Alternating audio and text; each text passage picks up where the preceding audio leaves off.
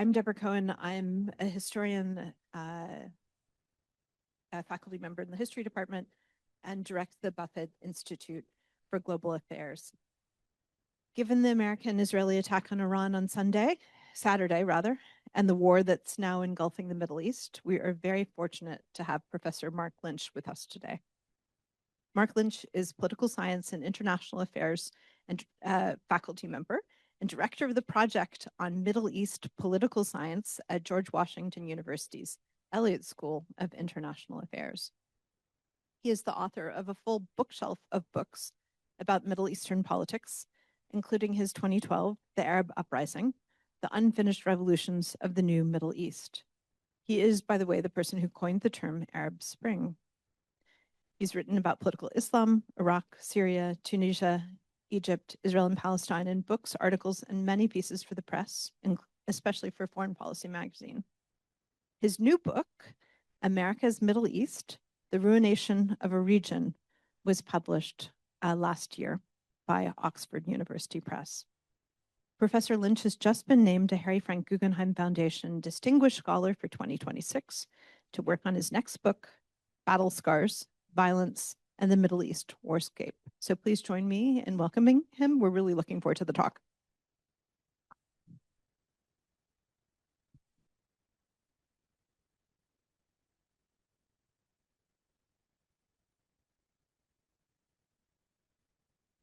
There we go. All right. All right. Well, thank you, Deborah, for the introduction, and thank you all for coming out here. So this talk that I'm about to give is not the talk that I had intended to give. I had intended just to speak about that book, The America's Middle East, The Ruination of a Region. And I will talk about it a little bit because obviously the book is relevant to things that are happening right now. But I figure with the United States plunging deep into war and the Middle East on the brink of falling apart, I imagine people will probably want to hear something about current events and also probably have a lot of questions. So I'm going to keep my remarks I think briefer than I ordinarily would.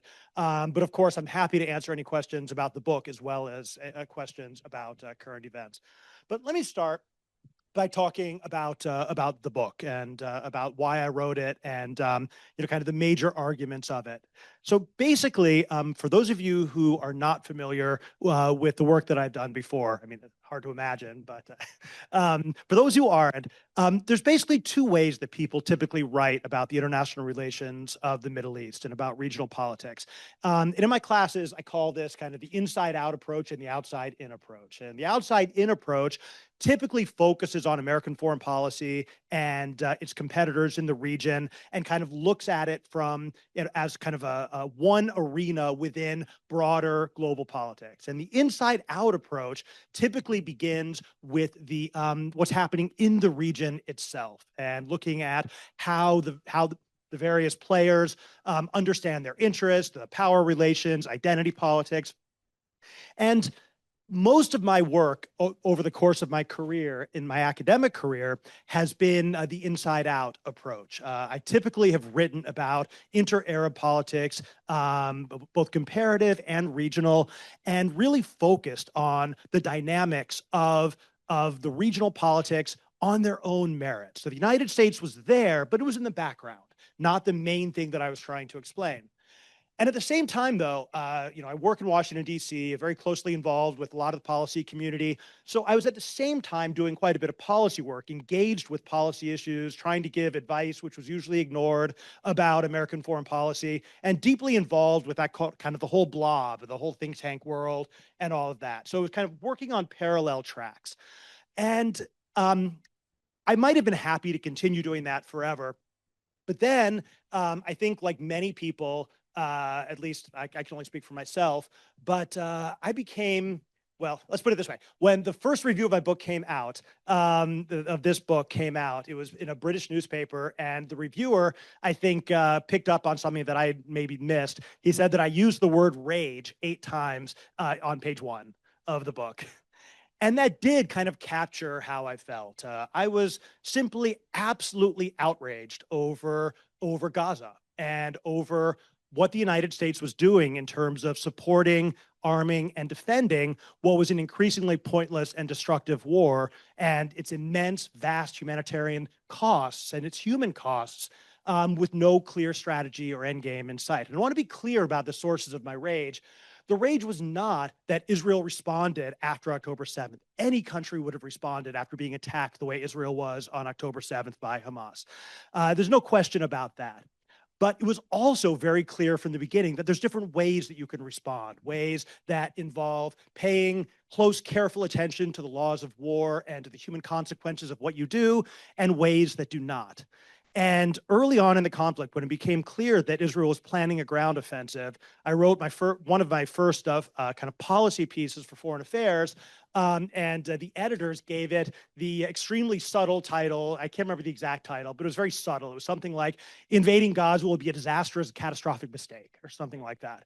And unfortunately, everything that I wrote in that article more or less unfolded the way that I thought it would, as Israel went into Gaza and began systematic destruction of not just not just Hamas, but of the entire Gaza Strip, displacing basically all 2 million people who live there, forcing them to move from place to place into safe zones that weren't safe, destroying the entire infrastructure of life, everything from water sanitation plants to hospitals to schools to roads to skyscrapers, basically destroying Gaza as a place that could sustain human life.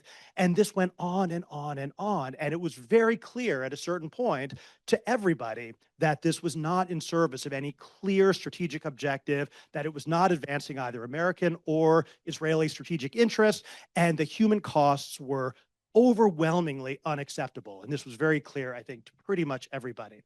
And yet, the Biden administration continued to support, arm, and defend it and refused to put any meaningful pressure on Israel. And this was very difficult for me to accept because this was not Trump. This was not George W. Bush.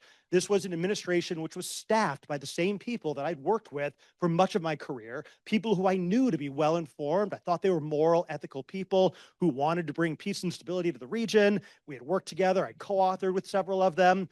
And yet, not only did they continue to pursue this line, none of them resigned. Nobody quit. Nobody spoke out from the inside and said, this needs to change. Even people who were, perhaps like the most globally known authority on genocide and American failure to act to prevent it. None of them resigned. And so I was really outraged. But that rage, I'm not an angry person. I might sound like it right now, but I'm not really an angry person. I'm more of an analytical person. And I really was trying to think about what sustains an American foreign policy that would allow for this kind of policy, to make it seem rational, acceptable. If you listen to administration officials from the time, they understood everything that was happening, but they thought it was worth it. And when someone said something along those lines from the administration, I won't name them, but it brought me back to where I actually began my career, which was Iraq. And my first big academic work, other than Jordan, was actually on the sanctions on Iraq that unfolded over the 1990s. And for those of you who don't remember, looking around the room, I think many of you do remember, from 1991 until 2003, the United States maintained an incredibly draconian sanctions regime on Iraq. One of the most comprehensive and complete blockades that had ever been imposed on any country ever. And this happened after the carpet bombing in the run-up to the liberation of Kuwait and Operation Desert Storm, which meant that the embargo was hitting a country that was already devastated in terms of infrastructure, in terms of pretty much everything that mattered.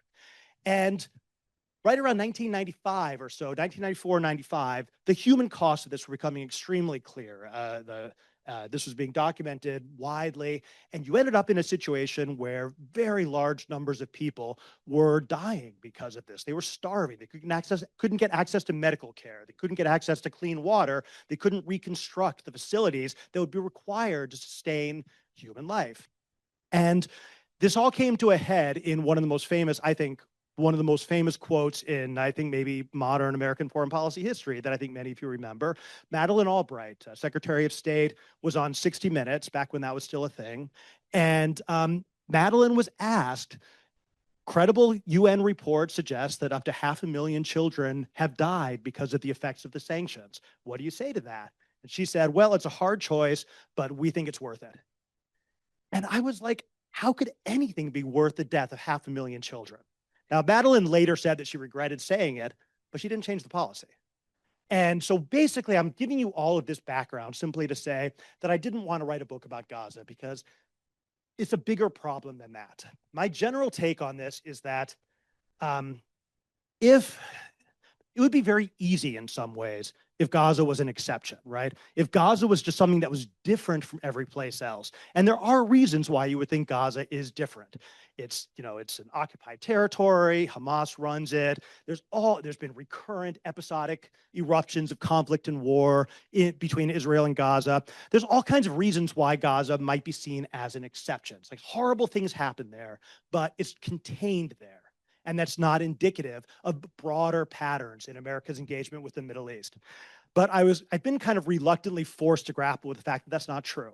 That in fact, Gaza, if anything, is just more of an extreme version of a much broader trend in which the United States has used a position of primacy to construct a region which has fairly systematically and quite intentionally been predicated upon the maintenance of autocratic regimes that rule their societies by force rather than consent, and has been willing and quite enthusiastic about defending that regional order. I was confronted with a whole series of puzzles as I tried to think this through, and many of the puzzles that people think about when they think about the Middle East, I no longer think are puzzles. So, for example, people might say, there's been a peace process between Israel and the Palestinians for about 35 years now, and there's no peace, right? So it seems like that's a failure. But actually, by the logic that I'm about to give you, it's not. It's actually quite successful. The Israeli-Palestinian peace process, in many ways, was conceived in 1990 and 1991 as a way of justifying a regional order in which Israel could cooperate with Arab states against Iran, against Iraq, and basically against anything which might disrupt and change the status quo. If you think about the two-state solution and the Israeli-Palestinian peace process as a lubricant to make it possible for Arab states to justify cooperation with Israel, it's been phenomenally successful. Israel and Arab states have been in a de facto alignment for roughly 35 years, despite being, some of them at least, formally in a state of conflict. That is becoming more overt now, and I'll talk about that in a few moments. But the fundamental structure of regional politics since 1991 has been one of an American-led order in which the Arab states were all autocratic and are acting in most part against the wishes of their people, cooperate with Israel to prevent any meaningful change. That meaningful change could come from external intervention, Russian or Chinese or whoever. It could come from internal challenges such as Iran, Iraq, or Libya. It could come from democratic uprisings from below or military coups. Basically, it was a system designed after 1991 to be resilient and robust in the defense of American interests. And those American interests are actually quite limited, despite our vast involvement in the region. There's been a bipartisan agreement across every administration that the United States has a small number of important interests in the Middle East. One of those is protecting Israel and supporting it and its survival and its security. One of those is making sure that oil continues to flow and keeps the global economy functioning. And that's pretty much it. Those are the two interests that define U.S. engagement in the region. Everything else is derivative of those two interests. The United States has been, as I said, a status quo power. It has been determined to keep the status quo the way that it is, but its defense of the status quo is as a function of the status quo's ability to provide, in an enduring way, the advancement of those two interests. And by that metric, American foreign policy in the Middle East has been extremely successful. It has protected Israel. Israel has not been involved in a war since 1973, up until now, maybe. It's been involved in a lot of conflict, a lot of violence, but these are asymmetric conflicts against much weaker foes. Israel has not been involved in a real war against a peer competitor since 1973, and that is in very large part because of the regional order that the United States created and defended. Oil has continued to flow despite a few perturbations and the whole OPEC thing in 73. For the most part, the oil continues to flow. Israel continues to be secure, and the status quo remains unchallenged. So from that perspective, American foreign policy in the region has actually been extremely successful. But that success has also clearly come at tremendous cost. Because the Middle East, as I think many people in the room are aware, is not what you would call a thriving region, right? On almost every developmental indicator, on almost every political indicator, on almost every economic indicator, on almost every indicator you might want to think about, the Middle East, with the exception of a very small swath of highly wealthy states in the Gulf, is by far underperforming almost every other region on Earth. It has more wars, more refugees, more corruption, more inequality, lower levels of human development, lower levels of job opportunity, lower levels of satisfaction. Any indicator you want to look at, the Middle East has been in a fairly disastrous state, and it's only accelerated in recent years. Think about the number of failed states in the region, the number of civil wars, the number of refugees. I mean, I could go through this in a lot more detail, but I'm going to kind of rushing through a little bit. And so, but many people in Washington, the response to this is to view these two things on kind of a parallel tracks. Yes, the US has had a position of uncontested primacy in the Middle East since 1991. We've been the dominant power in the Middle East. There's been no serious external challenger to our primacy in all of that time, not Russia, not the Soviet Union, former Soviet Union, that's long gone, but not China, not Europe. There's been no peer competitor to the United States in the Middle East since 1991. And the Middle East has continued to fall behind and in many ways gotten worse on every developmental indicator.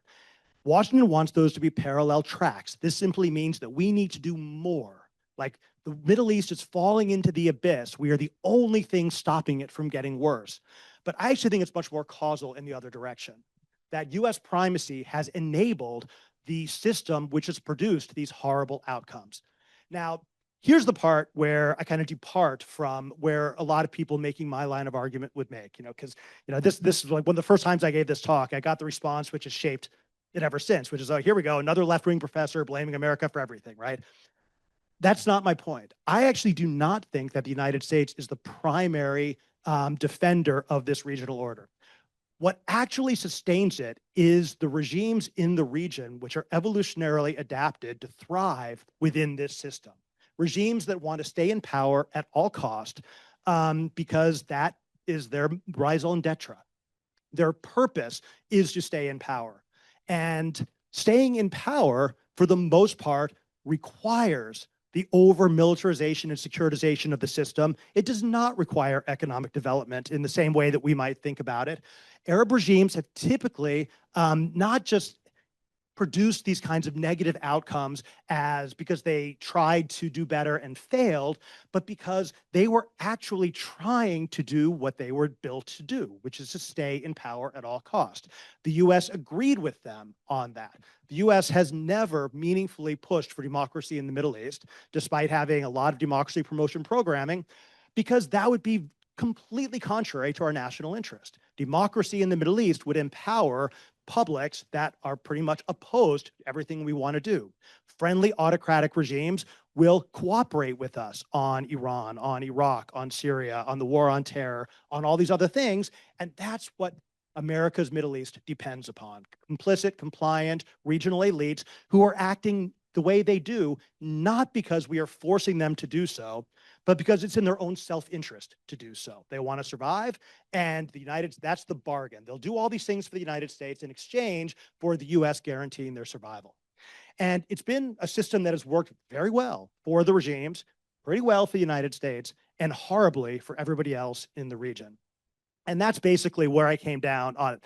Now, in the book, I go through kind of administration by administration. I show the different policies. And I can talk about all of that if you want to. But the only trend that I want to pick out here and highlight before I move on to current events is the fact that every American president since, well, everyone since Clinton actually has come into office vowing to get out of the Middle East, wanting to draw down from the Middle East, saying we're overcommitted there, we're overextended, we want to pivot to Asia. Every single one of them. George W. Bush came into office as a compassionate conservative who was going to have a modest, pragmatic foreign policy before he became a neocon after 2001. Obama came in wanting to correct Bush's mistakes, pivot to Asia. Trump came in wanting to tear up everything Obama did because it was the stupidest thing ever done. But all of them ended up converging on the same sets of policies. They would come in, they would try and do things differently, they would fail, and we can talk about what failure means, but they would basically be punished by the system for deviating from the expected policies, and then they would revert back to the status quo.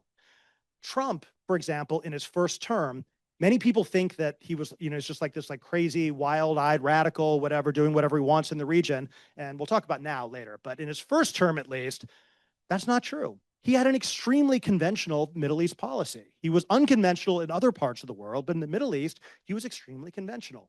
He tried to promote Israeli-Arab cooperation against Iran while ignoring democracy and human rights and trying to make sure that the oil continued to flow at reasonable costs. There's nothing radical about that. The Biden administration, which viewed itself when it came in as a course correction from all of the disasters of the Trump years, didn't just continue pursuing the same policies as Trump, he hired the same people to do it. He had the exact same individual person in charge of his Middle East policy that Trump did, and that person stayed in that office for all 4 years of his presidency. So continuity is really the rule here. And the reason for that, I argue, is not because the presidents were liars or inconsistent or whatever. Maybe they were, I don't know. But because they were embedded within a system. To me, this is, for you political scientists in the room, this is to me is a story of structure over agency, where basically the structure is such that it restrains actors and pulls them back into the set of policies that are basically evolutionarily adapted for that structure. And that's why America's Middle East, I argue, has been so resilient. There have been moments of disruption. Bush's invasion of Iraq in 2003 was a real shock to the system, and we're still seeing the costs of that play out. And I can talk about that more if you like to, if you'd like, but that was one of the two major disruptions in the system. A military attack which shattered one of the core states in the region and unleashed a whole set of things, including empowering Iran, revitalizing the global jihadist movement, spreading refugees everywhere. We can talk about all that if you want, but 2003 was one moment. The other was the Arab uprisings in 2011, which was not initiated by the United States, but which was a fundamental challenge to the United States that Obama recognized and attempted to support. People forget that Obama initially saw the Egyptian revolution, the uprisings of 2011, as being on this kind of the moral compass of the universe, tips towards justice. He equated it to the civil rights movement. He tried very hard, actually, to support the Egyptian transition to democracy. He also tried to end the long-running competition with Iran by signing a nuclear agreement and kind of taking the possibility of war with Iran or Iranian nuclear weapons off the table. He even tried to get Israeli-Palestinian peace talks going again. But in all cases, these initiatives failed completely.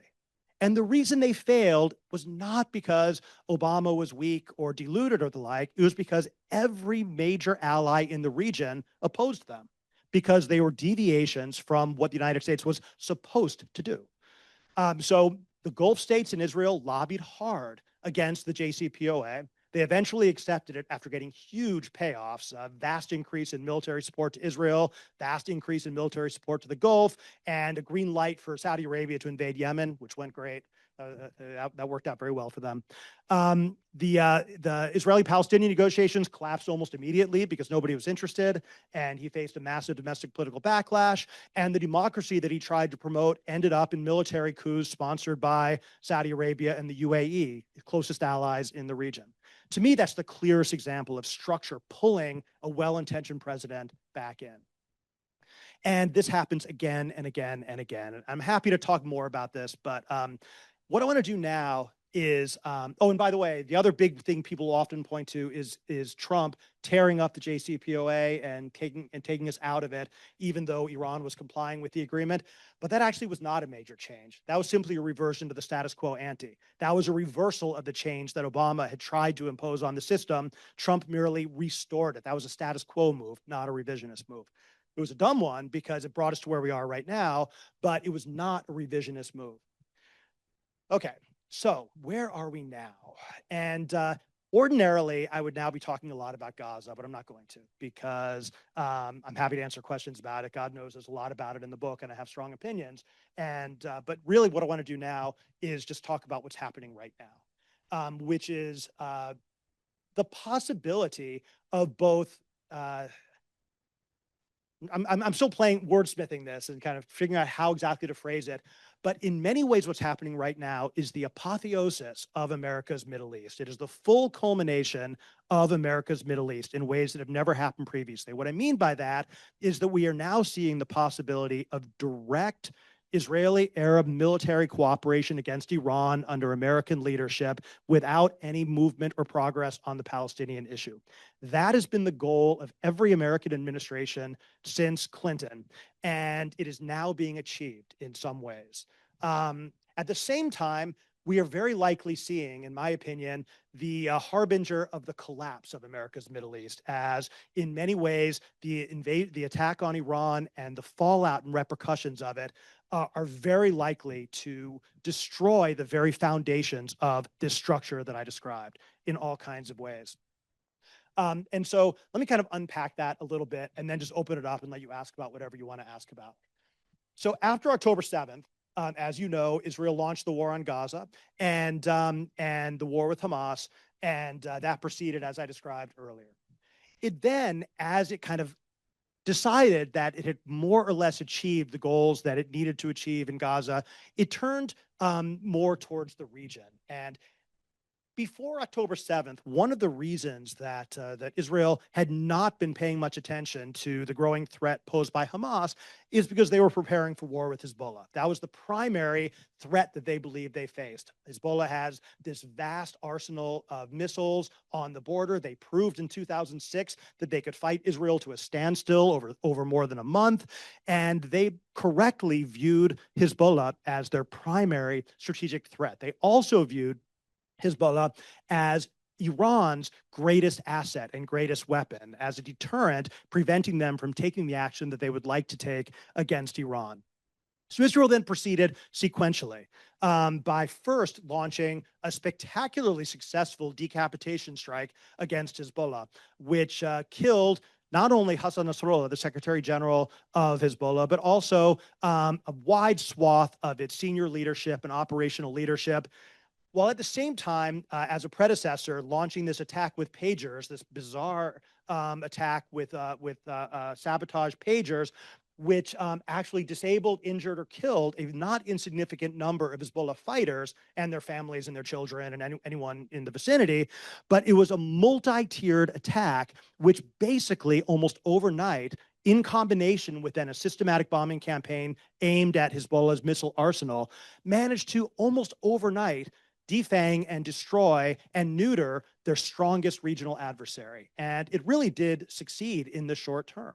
Hezbollah survived, but its power was greatly reduced. Its new leader, Naim Qassem, was extremely determined to not get involved in another war with Israel, even though Israel violated the ceasefire roughly 30 times a day for 15 months. Hezbollah never retaliated.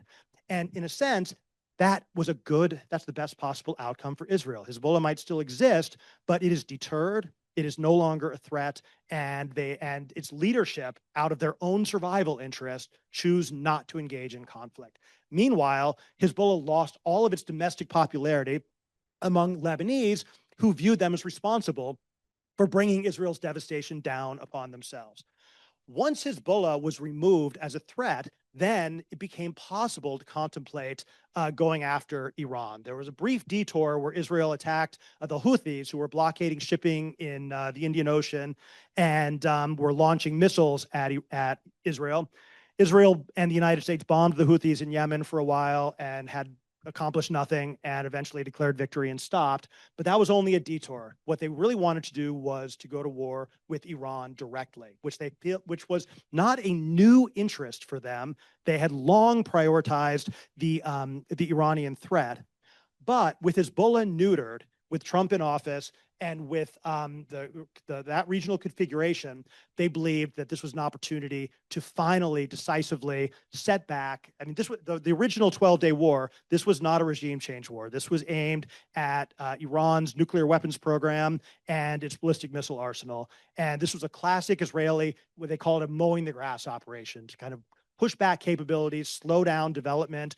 They did this with the Palestinians, with Hezbollah, all over the place. They never did it with Iran before because, well, for I think reasons that should be obvious. But now they decided that they could do it, and they launched the war. They didn't know it was a 12-day war at the time. They launched the war. They began having some success, and Iran retaliated. And here's where narratives diverge in very important ways for understanding where we are right now. I think the general American narrative on this, and kind of the public narrative for people not following it super closely, is that what followed was Israel basically, beat the heck out of Iran for 12 days. Then Donald Trump dropped the mother of all bombs on the side of a mountain to try and destroy the Fordo nuclear complex. And Israel then declared victory based on its ability to launch this devastating military strike on Iran without paying any serious consequences. Almost none of that is true. Iran did respond, and they responded with barrages of missiles aimed at Israel. Those barrages of missiles in the first few days didn't appear to accomplish anything. What it looked like to everybody, who, again, people who weren't paying close attention, was that Iran was firing these missiles. They were all being intercepted, and it proved that Iran was not able to do any serious damage to Israel. But in fact, what Iran was doing then is the exact same thing that they're doing right now to the Gulf and to Israel. They were sending up a whole bunch of extremely cheap Shahed missiles, cost about $40,000 per missile, and letting Israel shoot them down with interceptors for their Iron Dome. And those interceptors, roughly, they cost. It's not only that they cost in the scale of 25, 30 million per interceptor. It's they only have a limited number of them. So they started off by trying to get Israel to burn up its supply of interceptors. And then when they started running out, as holes began to appear in the grid, then they began launching their real missiles, their real ballistic missiles, and their hypersonic missiles. And those were beginning to get through. By the end of the 12 days, Israel was rapidly running out of interceptors, and they were begging the United States for resupply, which Trump was doing as quickly as he could, but there were limits to what was possible. And missiles were starting to get through, and they were starting to hit their targets.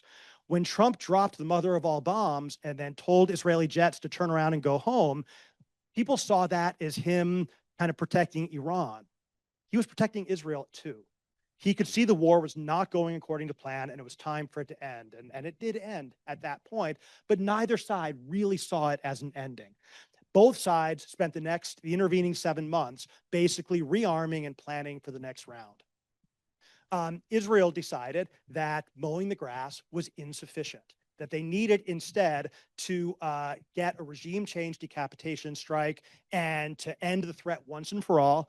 And they understood that they couldn't withstand a long war because of this attrition strategy. So Iran's lesson was they didn't hit hard enough, they didn't hit the right targets, and they were just waiting for the opportunity to go again. Iran's lesson was that the attrition strategy works, but also that their decision to not widen the war to attack shipping in the Gulf and attack the Gulf states had not given them the benefits that they expected. They had expected that the United States and Israel would understand that this had been an intentional strategy of restraint, that they were withholding the option to attack shipping and to attack the Gulf states in order to maintain kind of an escalation ladder. And they feel that they were rewarded for their moderation with punishment, that this attempt at graduated escalation was neither recognized nor rewarded. And so the lesson that they learned was that they needed to retaliate at different targets, and they needed to do it faster with more evident success. So here we are now. Last week, the United States once again was negotiating with Iran over nuclear issues. As it has done 3 times in a row, it launched a surprise attack in the middle of negotiations, thereby ensuring that nobody will ever want to negotiate with America again, because that simply is an invitation to be attacked, evidently. But Iran was not surprised because, when you move half of your deployable naval capabilities to the Gulf, you're going to use them. Everybody knew that the strike was coming. And if you saw the list of demands that the United States was making of Iran, these were not serious negotiations. The list of demands that Iran was being offered, every single one of them was something they had already rejected multiple times. And so, I suppose if they had said, we'll build a Trump Tower in Tehran and whatever, Trump might have taken the win, but they were not looking for that. This was a way to buy time while the naval armada could build up in the Gulf. This attack is different from the first one. The first one, the 12-Day War, was an Israeli attack with the Americans offering resupply and then coming in at the end. This one is a fully coordinated, fully interoperational American-Israeli war aimed at not mowing the grass, but at full regime change. As with Hezbollah, they began with decapitation strike that killed the supreme leader and a wide range of the senior leadership. It coincided with the large-scale bombing campaign aimed both at the missile program, the remnants of the nuclear program, but also, it's different this time, is going after the what they call the capacity for state repression, i.e., the internal security forces, police stations, that sort of thing. There's some confusion about what American goals and what Israeli goals in this war actually are. And that confusion is not because consumers are confused, it's because they also seem to be confused. They offer a new rationale almost every day. And that could be taken as just a criticism of Trump. That's not the way I intend it. It is, but it also analytically it's important. Typically, when you're fighting a war, you have an objective that you have in mind, and you pursue a strategy which is aimed to advance those goals, to reach your desired outcome. If your goal is to completely bring down the Iranian state and have it collapse and fail into basically, into chaos, then you would do something like bomb all the police stations, arm minority groups, and encourage them to go and fight a war against the IRGC, and decapitate as much of the leadership as possible, and do everything you can to spread instability and reduced ability of the state to manage that instability. If what you want to do, as I think Trump did originally, is something like Venezuela, where you decapitate the regime, or like they did with Hezbollah, decapitate, kill the senior leadership, have someone take over who will be more compliant and easily deterred, but will maintain stability in Iran itself to avoid the negative repercussions of state failure, then you don't do those things. You target the senior leadership and the ballistic missiles offensive capability, but you leave the internal state capacity alone. And what we're seeing right now is unfolding is the tension between those two goals. Israel and the United States have different goals here. And the United States is much more, well, I don't know about Hegseth, but the United States as an entity is far more sensitive to the risks and costs of Iranian state collapse than Israel is. Israel is far away, doesn't feel like it'll pay those costs, and it would prefer to have Iran simply removed as the type of state capable of mounting an existential threat to it or to challenge its regional power. The United States has allies all around Iran who will pay the costs of failed Iranian state. Those refugees have to go somewhere.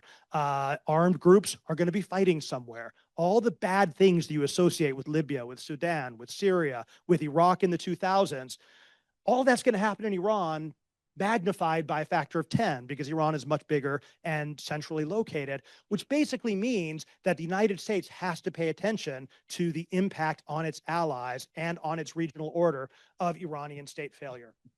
I think what we're seeing right now on the US-Israeli side is a fundamental disconnect between what they're trying to achieve, which is manifesting in the war plans, and helps to explain why we seem to have these, a different objective and a different set of plans every day.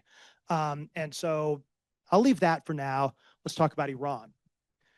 The general perspective on Iran that I see in the media seems to be that the senior leadership was decapitated. They've suffered tremendous devastation from the air attacks. Their air defenses are gone. Their navy is gone, and they're basically firing wildly in all directions without a plan.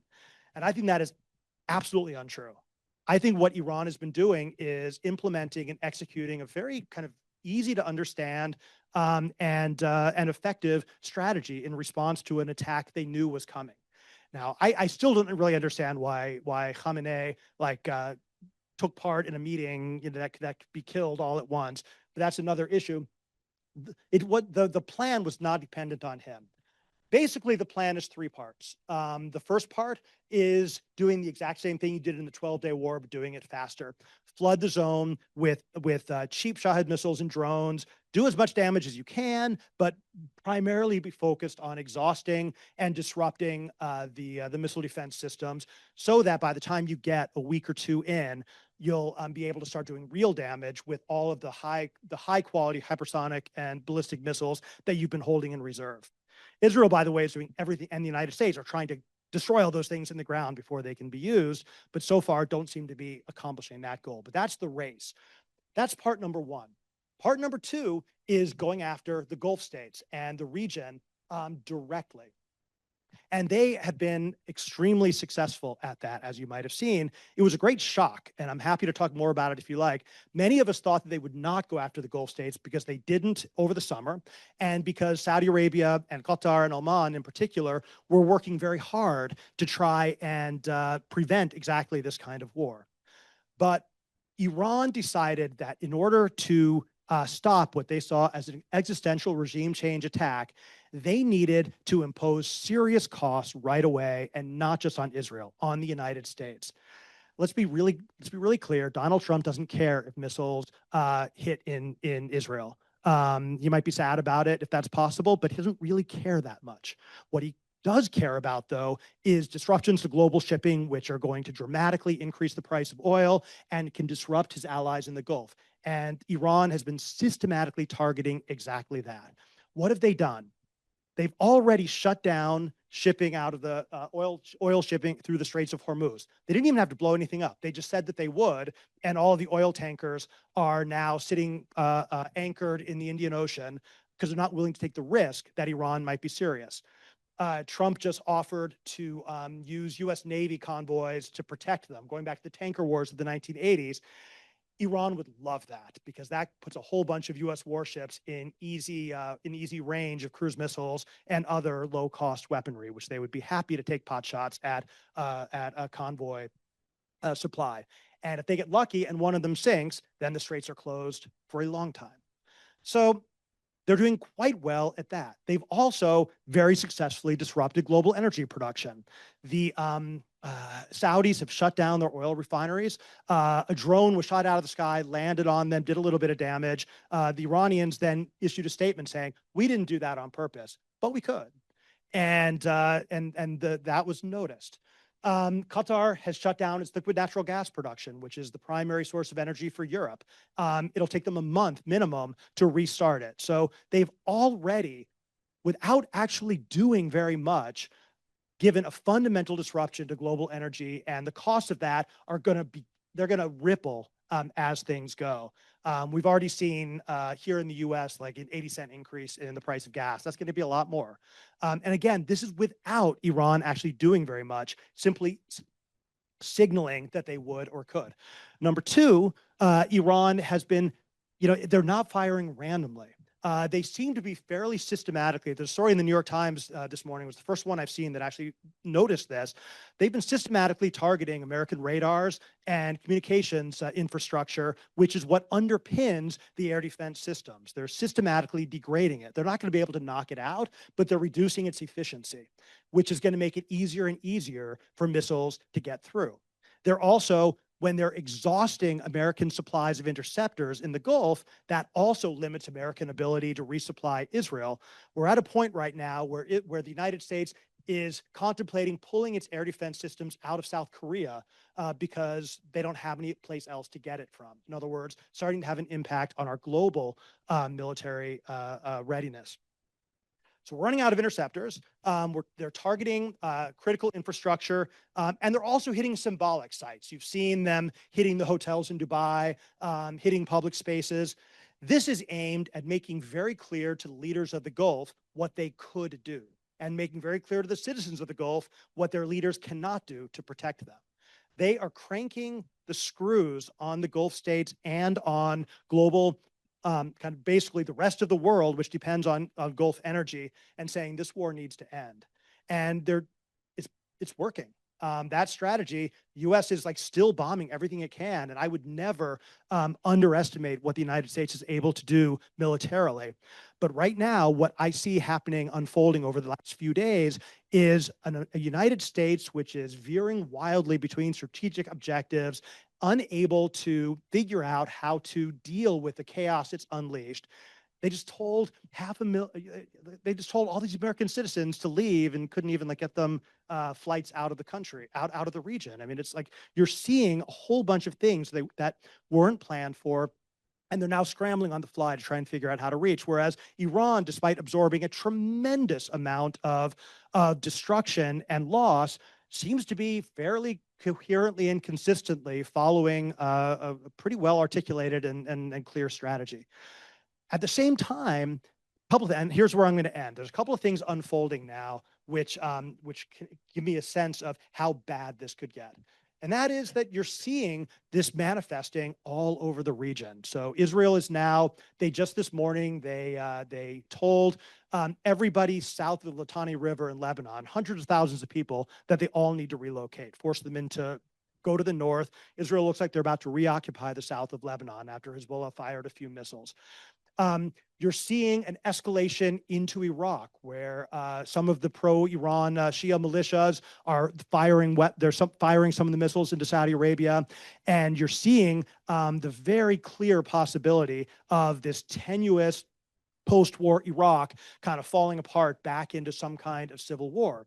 You're also seeing kind of across the Gulf, this real sense in the Gulf that they are not being treated very well, right? That a war was started that directly affected them existentially, that they weren't fully consulted on, and now they are paying the costs, and they have no seeming control over the strategy or how to resolve it. And so America's Middle East, to get back to where I started, was essentially predicated on the self-interested decision by regional leaders to embed themselves within an American security architecture which would give them security and stability. When they look at this war and they look at the region as it's evolving, I don't think that bargain holds anymore. And so I actually think that's why I started the way I did. I feel like we are kind of at a moment where we are seeing the full realization of America's Middle East and possibly the moment of its collapse. And that, is not something which I think is going to go easily, as these sorts of things rarely do. So let me stop there. There's so much that we can talk about, but I wanted to leave plenty of time. We got a half hour for questions, and I'll do the best I can.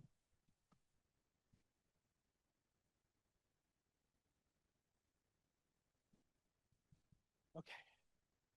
Mhm. As angry as the Gulf states may be that they're being pulled into something that they had no say so, that they were not warned about, or that's the feeling I got, that several of our jets were shut down by Kuwait because Kuwait didn't know they were ours.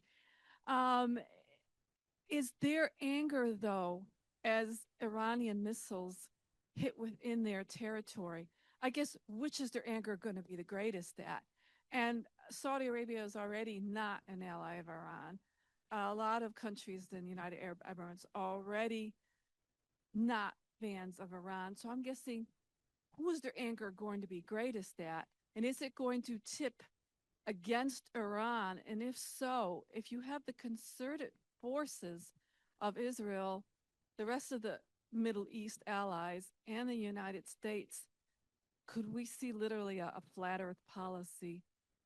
Yeah, no, that's a fantastic question. And I think that, yes, people are absolutely outraged. I mean, this is like a defining moment in the history of the Gulf, I think. The citizens are they're terrified, they're furious. And yes, they're furious at Iran for bombing them. They're not supposed to do that. There's all of that stuff is happening. But to take your kind of final point, go back sequentially. Yes, some of the Gulf states will get them.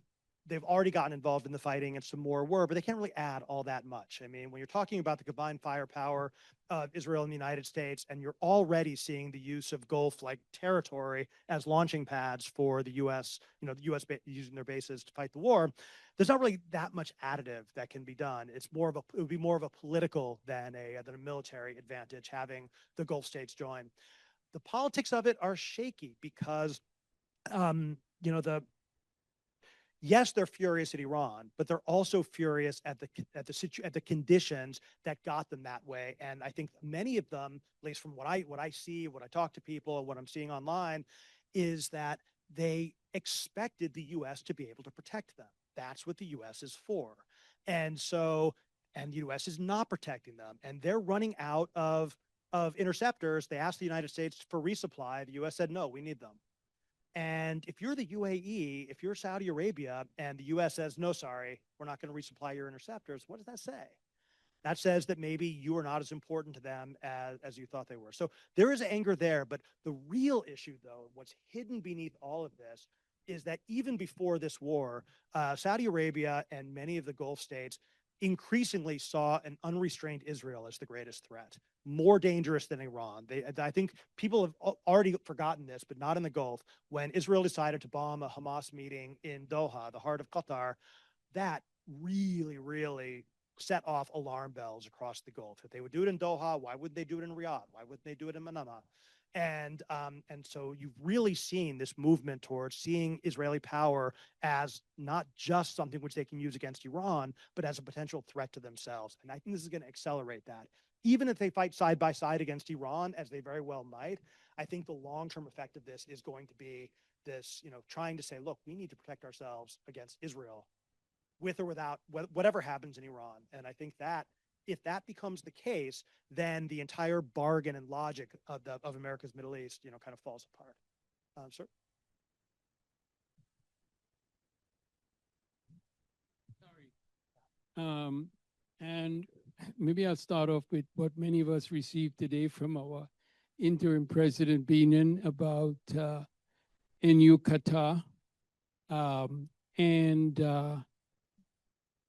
The Northwestern University. Or it's just a message telling us what the university is doing, and then mentioning in particular looking after the folks that we have, the faculty and their students, administrators. And so the sense of what that region is and has become over the last, it's sort of in between your presentation of America dealing with these leaders and so on, and then these very poor people down below and so on.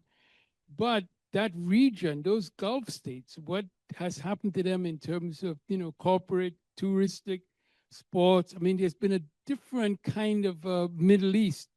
For many people, what does Qatar mean? What does Dubai mean? So just saying that. No, absolutely. And so basically the way I put it in the book and in other places is that the wealthy states of the Gulf have done very well by this, at least the citizen population of not the migrant workers there, but the citizens have done very well for themselves. And in many ways, the Gulf states have kind of detached from the region. I mean, their self-understanding is as not even rising powers anymore, but full middle powers. They compare themselves to Singapore, to kind of East Asian entrepôts. They increasingly viewed themselves as not really part of the Middle East anymore. Developmentally, they're not. Economically, they're not. And there was a real sense that the bad stuff happened elsewhere, right? We are nodes of global capitalism, and the bad stuff happens in Levant, it happens in Libya, it happens in Sudan, but that they themselves were immune. And that is why the targeting of these symbolic places like the hotels, the malls, has been just absolutely earth-shattering for these people. It's not supposed to happen to them.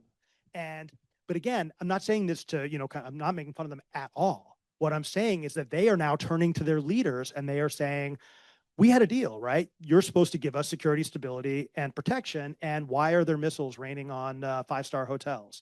And they're not actually doing that much damage physically, but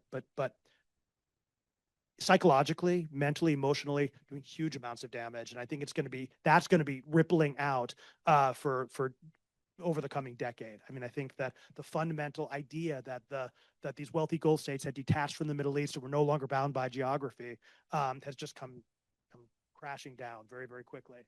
I'm glad to hear that that Northwestern is taking care of the Qatar campus. I've been there many times and quite worried about it, about all of them. I'm glad my son did his study abroad in Jordan in the fall and isn't like desperately trying to find a flight home right now. I know there were a bunch of hands up before, but I kept talking so long that you all forgot. Oh, sorry, I can't really see that far. Oh, yeah.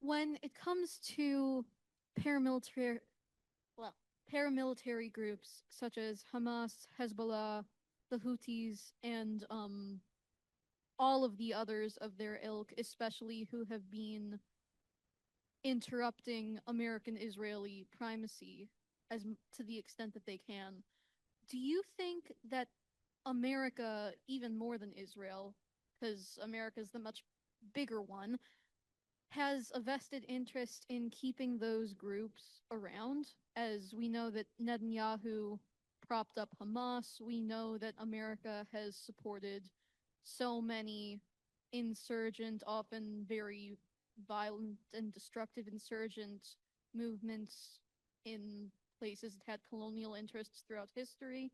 So do you think that in American-Israeli wars, is there ever going to be any real attempt by the American power to destroy those groups? Did that make sense? No, it's a great question, and I would say that the answer is highly contextual. So some of these insurgent groups, as you're describing them, and non-state actors, they function as basically de facto states. So Hezbollah in the south of Lebanon, Hamas in Gaza, they were, whatever their ideology, they were providing order and keeping things together. That's why Netanyahu was willing to let Qatar channel money to Hamas, because he wanted to keep Gaza running and didn't want to have to deal with what would happen if Gaza really collapsed. And so this was a straightforward, pragmatic deal. I know it's a huge scandal in Israel right now, but it actually made quite a bit of sense given his priorities. Hezbollah, I think everybody in the United States government and in Israel, they would prefer a world in which Hezbollah didn't exist, but at the same time, they generally have not been willing to pay the cost that would be necessary to remove it.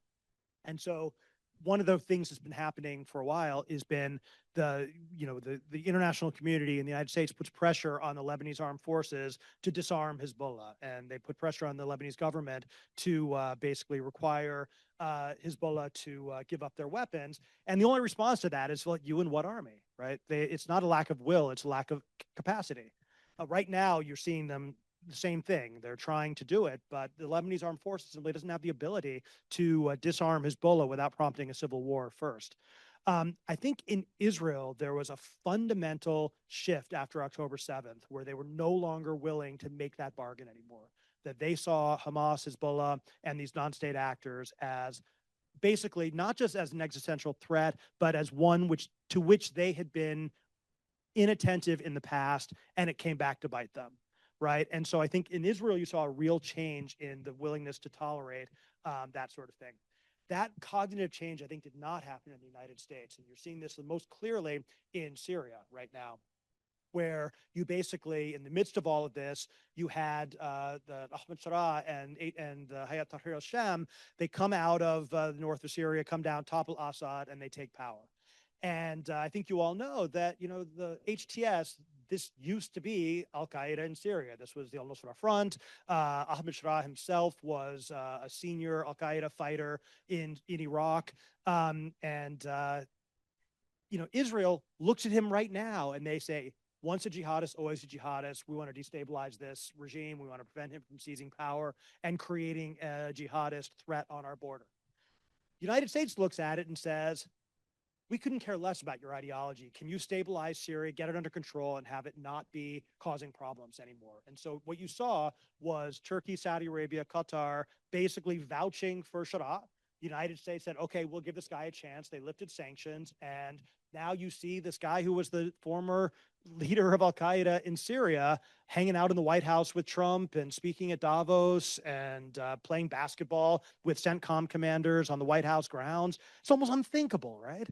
And yet, that's what I'm trying to get at, is the divergence. The United States is typically at this stage in a place where they're like willing to live with Iranian-backed Shia militias in Iraq if those militias don't target Americans and don't destabilize the Iraqi government. They're willing to live with a defanged and a defanged and non-threatening Hezbollah. They're willing to give Ahmed Shara a chance in ways that Israel is not. I think October 7th really did change the way Israelis think about that sort of thing.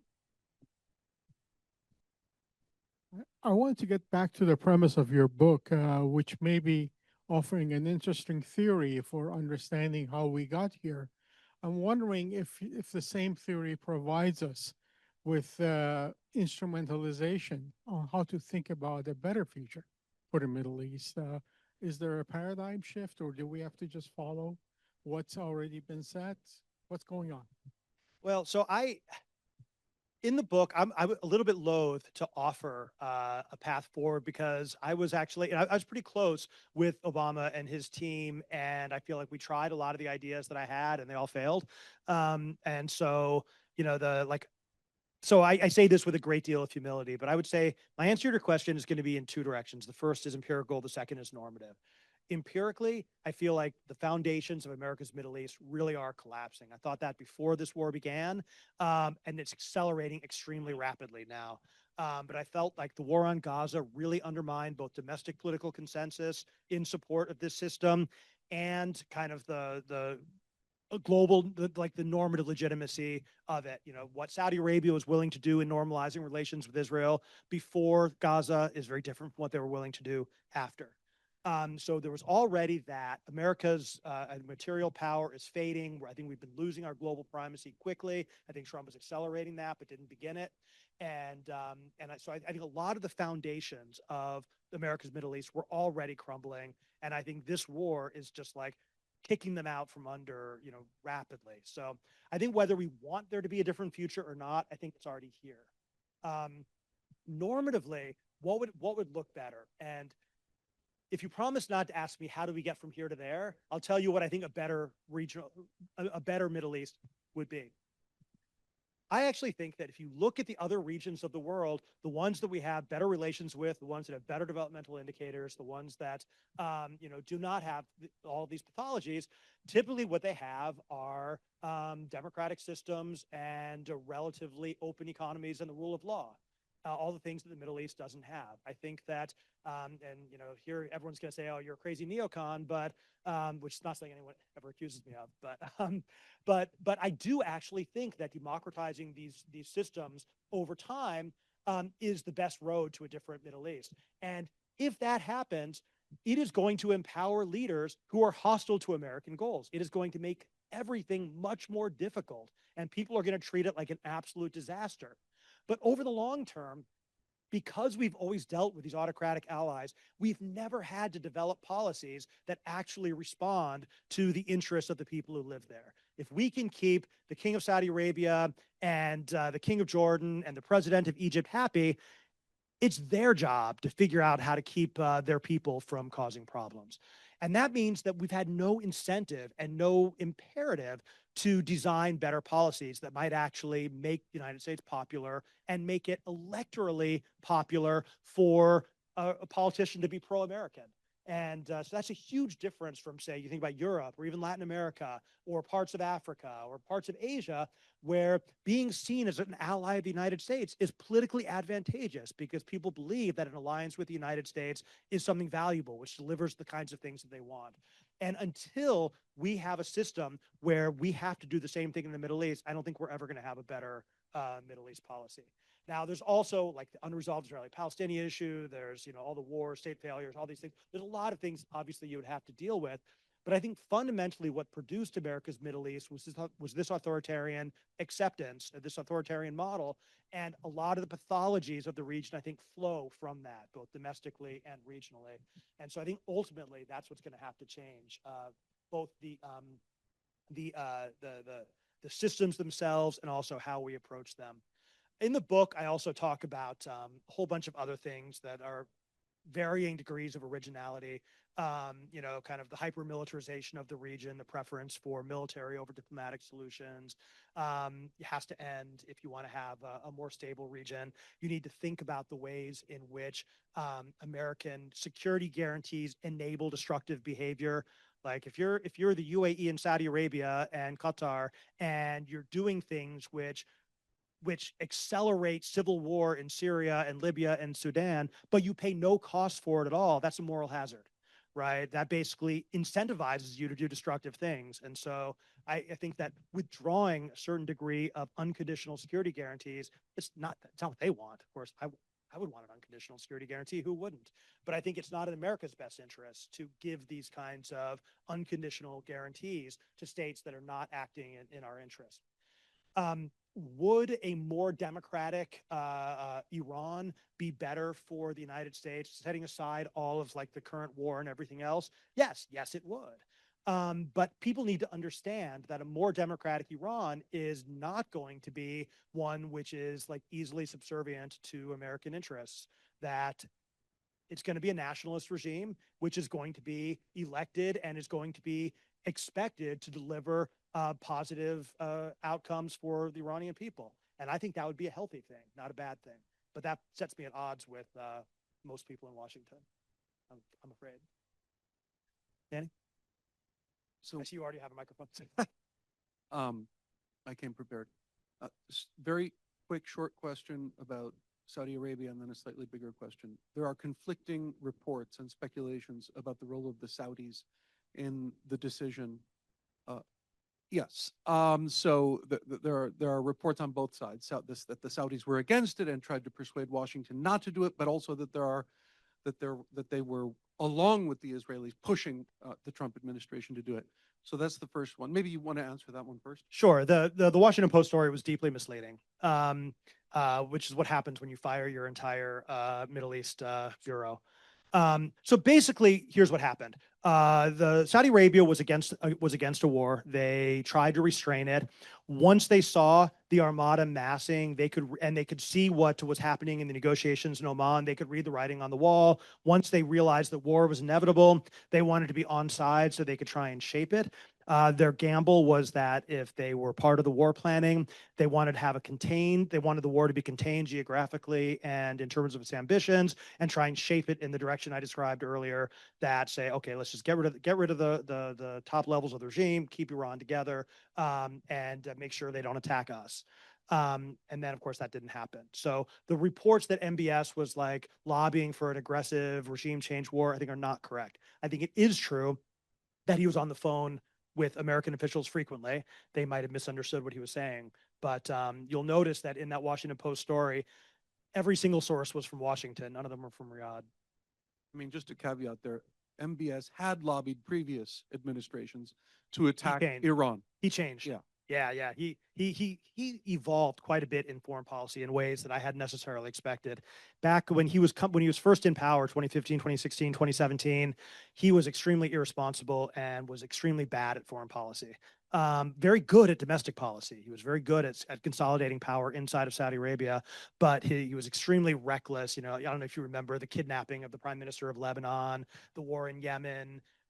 I think that his failures, Jamal Khashoggi, but those failures, I think, kind of taught him some lessons, and I think that he evolved. But I'm talking specifically about Saudi Arabia. I would not speak with the same degree of confidence about the UAE. With the UAE, if it came out that they had been actively lobbying for an aggressive regime change war, that would not shock me. I have no information that that's true. I don't believe that reading in the Washington Post doesn't make it true, but I'm pretty confident the Saudis were not, and I just would not be surprised if the Emiratis were. So my slightly larger question is just, how do you make sense of the Trump administration's decision to do this, given the ideological kind of framework of Trumpism, which is itself arguably incoherent and it's all over the place, but there are strong forces within MAGA, including the Vice President of the United States, that have a very strong ideological predisposition against this sort of thing, and yet he did it. How do you make sense of that? Yeah, that is the $1 million question. And and here, I'm speculating here. Like, I'm not a Trump whisperer. And I can do my best. I think that what happened was not exactly how it was interpreted. I think what, you remember the Rubio set off this firestorm saying, well, it's because Israel's about to go to war and we had to have their back, basically. I think there's some of that. I think Netanyahu was lobbying extremely hard, but I think there's something different going on in terms of Trump. I think that Trump, in general, feels that he is good at foreign policy, and that I'm serious, that he keeps wanting to do things. All of the experts tell him it's going to be a disaster. He does them. They go just fine. And all the experts were wrong again and again and again. Now, his definition of everything going fine might not be the same as yours and mine, but Venezuela, from his perspective, that worked. When he killed Qasem Soleimani back in 2020, everybody warned that the world was going to end. The world didn't end. When he moved the embassy to Jerusalem, everyone said, oh, the whole Middle East is going to erupt in flames. Middle East did not erupt in flames. He's had a consistent series of moments in foreign policy where he says, you know what? My instincts are right. The experts are wrong. And in each case, he has not paid any significant costs for it. And so I think what happened here is that the Israelis were coming to him saying, we need to resolve this once and for all. This is our chance to do it. That might be the only chance we ever get. This is the weakest Iran is ever going to be. You got to do it. And Trump was saying no. But then at a certain point, he said, okay, let's give it a shot. He goes to his military leadership and says, can we do this? And, what does the military say? They say, yeah, of course. Tell us to do it, we'll do it. I think that the senior, like the operational, like the actual military was saying, I'm not so sure about that. But the currently existing, like Secretary of Defense, or I'm sorry, the Secretary of War, and like the civilian leadership of the Pentagon, I think they were like, yeah, we could do it. And so I think he made the decision expecting that it would look something like Venezuela, that they would go in quickly, he would have a big success. And then imagine, this is the way Trump likes to work.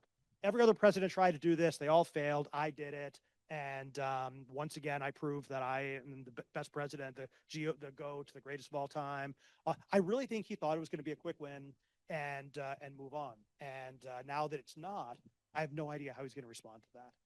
Maybe he's just going to, I was hoping that after they killed Khamenei, that he would just declare victory and go home. But he did not choose that route. And so now we are where we are. And then on the war, I mean, again, since looking around the room, I think there's enough people here who will get this reference. For the younger people, just go with me. To understand, kind of Trump versus Iran right now, one of the analogies that I really like is Mike Tyson, who used to be a boxer before he was a celebrity influencer. And he was a great boxer. He was absolutely brutal, absolutely vicious. And he won almost every one of his fights by knockout in the first round. And people would talk about, boxing skill, whatever. And his famous line was, everyone has a plan until they get punched in the face. And he won and won and won because he was powerful, brutal, and fast.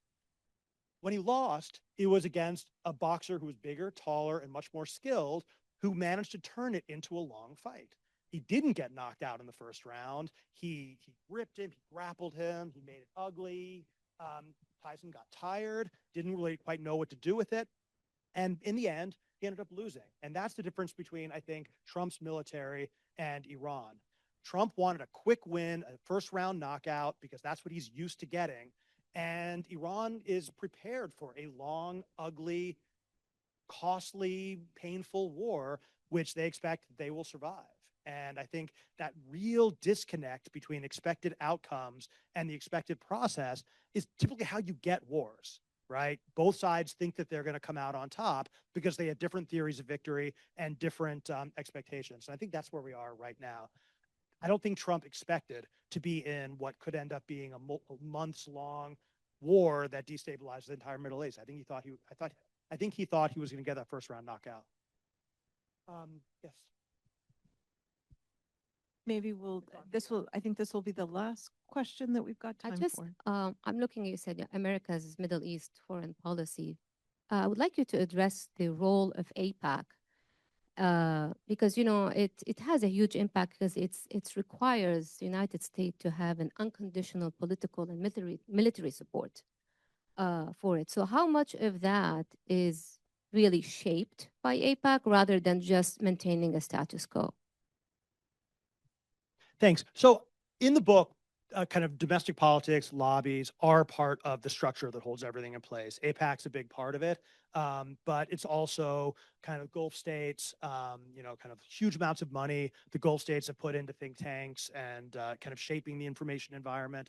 And AIPAC is clearly part of that in terms of their ability to, kind of work with congressional staff and to enforce discipline. But I don't think that it actually goes as far as most people do. And I think that that's one of the things that's changing very rapidly. And this is, maybe it's not a bad place to end, is that I actually think that people are vastly underrating how much Gaza is transforming all of this. If you look at public opinion polls, what used to be a very consistent 75 to 80% pro-Israeli sentiment expressed across the political spectrum, now that's reversed in the Democratic Party. It's like it's now politically toxic to take money from AIPAC. You look at the primaries and they're accusing each other of taking AIPAC money. You're seeing, basically a generational shift, in how people view the Israeli-Palestinian conflict. And once people get fixed in that, it doesn't change, right? I think that this is a generational change and it's not just Democrats. In the Republican Party, you've got it split down the middle between traditional neocons, evangelical supporters of Israel, and then this rising, extremely alarming, anti-Semitic and openly Nazi part of the Republican coalition. And if I'm Israel, I'd be extremely worried about where you fit in that. And I think that people say, well, Gaza happened, nothing changed, and I just do not agree with that. And maybe this is a nice place to leave, is that 2003, we invaded Iraq. By 2004, George W. Bush won re-election in a landslide. And everyone was like, gee, it turned out that was a good politically, it helped him win the election. But that's kind of roughly where we are now, right? We're roughly in 2005 by the Iraq analogy. In 2005, nobody had ever heard of Barack Obama, right? He wins the Democratic primary a couple of years later, almost completely because of his position on Iraq. That's why he beat Hillary Clinton, I think, in addition to being a skilled politician and everything. But it was a position on Iraq that set him apart from the crowd. He came in and I think, made mistakes in all kinds of ways, but every president since Obama has been committed to not repeating the mistakes of Iraq and to not getting involved in a long-term occupation of a country in the Middle East. That is a generational fundamental change in what America is willing to do in the region. I think Gaza is going to be like Iraq. I think it is leading to the kinds of changes that you cannot predict and anticipate right now because we're only 2 years on. And if you really want to look at, kind of when activism started, we're, a year and a half on. So I actually think that we might be seeing, in addition to like the crumbling of the foundations of America's Middle East itself, materially on the ground, I think these kind of real political changes are very real. And I don't think that AIPAC money is able to change that. I don't think that traditional forms of lobbying are going to be able to change that. And I don't think that Israel and the Gulf states are going to be lobbying on the same side for much longer. And that's, again, something which would be a very serious change in the Washington, D.C. landscape and in terms of think tanks and production of knowledge and congressional stuff and all of that. So anyway, I'll stop there, but maybe that's a good place to stop.